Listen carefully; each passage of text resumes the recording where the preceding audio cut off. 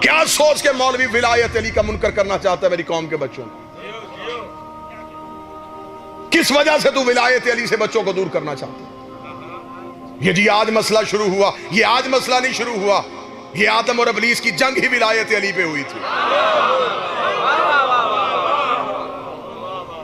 ممبر پہ بہت بڑا دعویٰ کیا ہے میں ممبر پہ دلیل دے کے جاؤں گا، قرآن سے دلیل دے کے جاؤں گا۔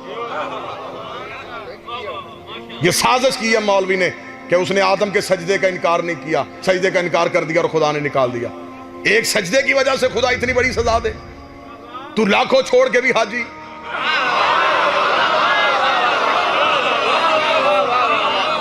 صرف جی اس نے ایک سجدہ نہیں کیا اور خدا نے اٹھا کے بھگا دیا۔ نہ خان جی نہ، ظلم نہیں ہم ہونے دیں گے۔ سجدے کے پردے میں بات کوئی اور تھی، بس وہ بات آپ تک پہنچاؤں گا اور میں اجازت چاہوں گا۔ سجدے کے پیچھے کوئی بات چھپی، صرف ابلیس نے سجدے کا انکار نہیں کیا، اس کے پیچھے کوئی چھپا ہوا راز تھا۔ اتنی بڑی لڑائی ہو گئی اور آج تک وہ لڑائی چل رہی ہے اللہ کی اور شیطان کی۔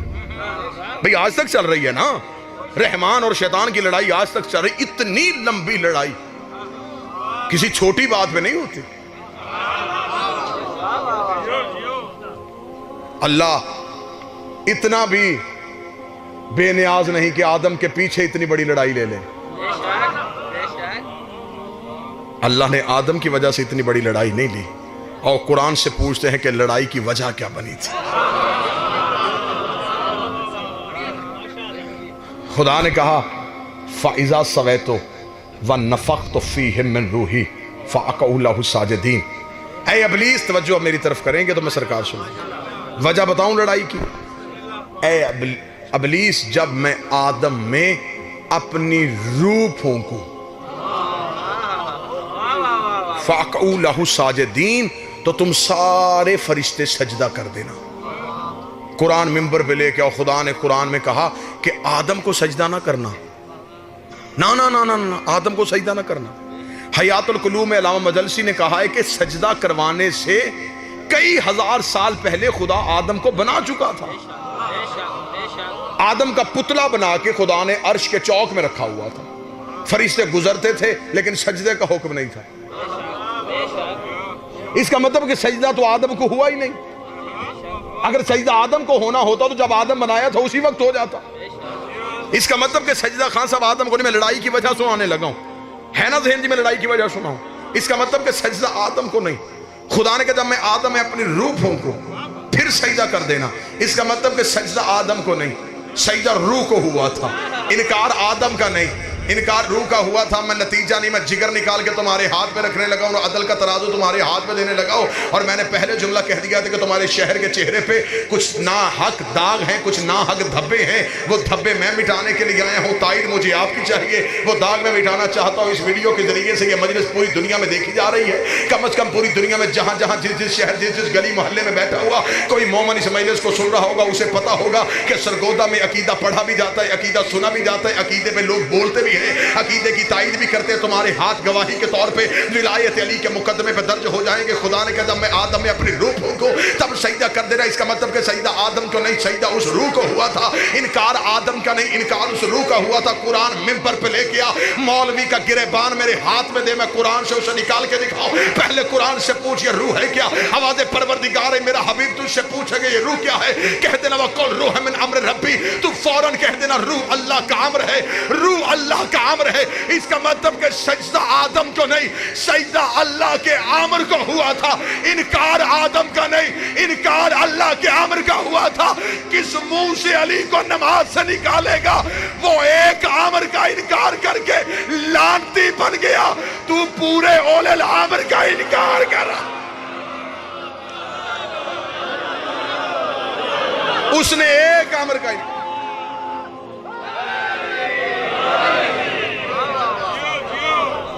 معصوم نے فرمایا نحن امر اللہ،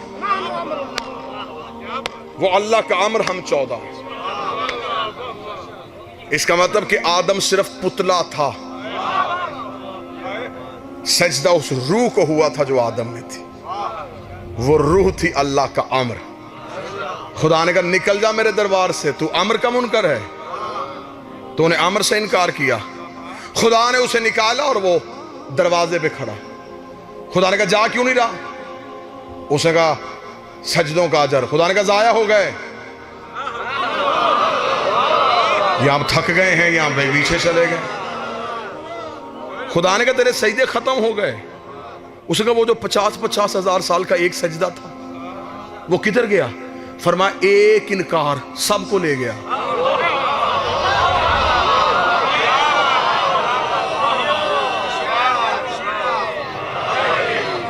پچاس ہزار سال کا حیات القلوب میں علامہ مجلسی نے لکھا 50,000 سال کا یہ ایک سجدہ کرتا تھا.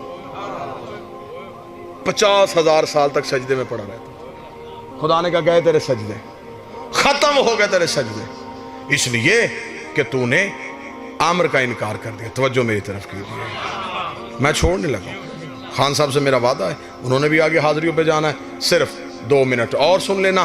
یہی وجہ تھی 50,000 سال کا ایک سجدہ اور خدا نے نکال دیا. جی بسم اللہ. 50,000 سال کا سجدہ خدا نے ایک لمحے کے لیے نکال دیا. تو 5 نمازیں پڑھ کے علی کو بھونک رہا ہے.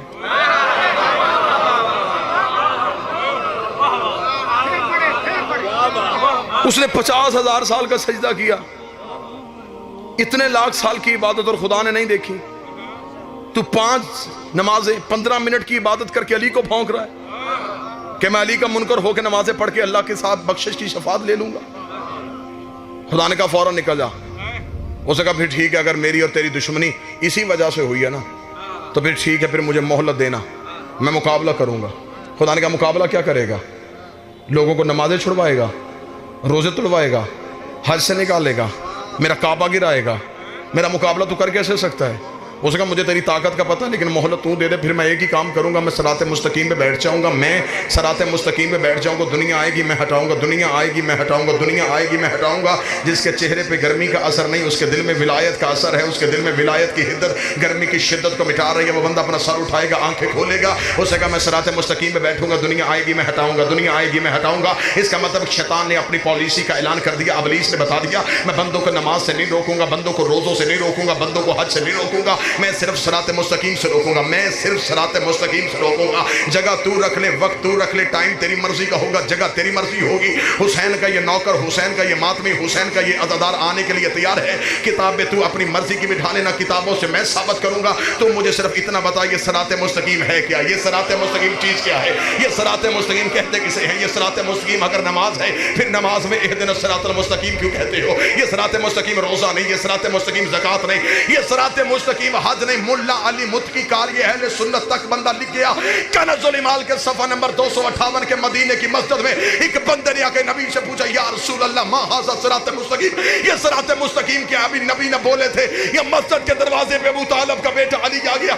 رسول نے اپنی دائیں ہاتھ کی انگلی کو علی کی جانب بڑھایا، بڑھا کے کہا ھذا علی صراط مستقیم، یہ میرا علی صراط مستقیم ہے.